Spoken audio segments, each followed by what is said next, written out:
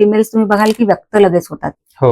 रडणं किंवा इमोशन्स बाहेर काढणं. पण मेल्स मध्ये तसं होत नाही, ते इमोशन सप्रेस करायचा प्रयत्न करतात, आतल्यात दाबून ठेवतात आणि म्हणून हे होतं. असं कन्सिडर केलं झालं की मेन्स मध्ये खूप स्ट्रेसचं प्रमाण जास्त आहे. स्ट्रेस प्रमाण जास्त नाही, प्रमाण सेम आहे, पण हँडल करण्याचं जे हे असतं ना ते डिफरंट आहे. कारण मेल्सचे हॉर्मोन्स वेगळे असतात, फिमेल्सचे हॉर्मोन्स वेगळे असतात. तुम्ही आता बघाल हायपरटेन्शन किंवा हार्ट डिसीज हे कॉमन मेल्स मध्येच आहेत ना. असं आहे की फिमेल्सला पण तेवढा स्ट्रेस आहे, पण त्यांचे हॉर्मोन्स वेगळे असल्यामुळे स्पेशली इस्ट्रोजन हॉर्मोन आहे तो हार्ट प्रोटेक्टिव्ह हॉर्मोन आहे, आणि जोपर्यंत इस्ट्रोजन चांगलं फंक्शनिंग असतो तोपर्यंत हार्ट डिसीजेस होण्याचे चान्सेस खूप कमी असतात. म्हणून मेनोपॉज नंतर महिलांना हार्ट रिलेटेड वगैरे आजार यायला लागतात. तर त्याचं कारण त्याचे की आफ्टर मेनोपॉज ते इस्ट्रोजन डिक्लाइन व्हायला लागतं, कमी व्हायला लागतं. तर हेच. आणि इव्हन फिमेल्स तुम्ही बघाल की व्यक्त लगेच होतात, हो. काही झालं तरी पण, म्हणजे रडणं किंवा इमोशन्स बाहेर काढणं हे थोडंसं झाल्यामुळे तो जो आहे स्ट्रेस थोडा कमी होतो. पण मेल्स मध्ये तसं होत नाही, ते इमोशन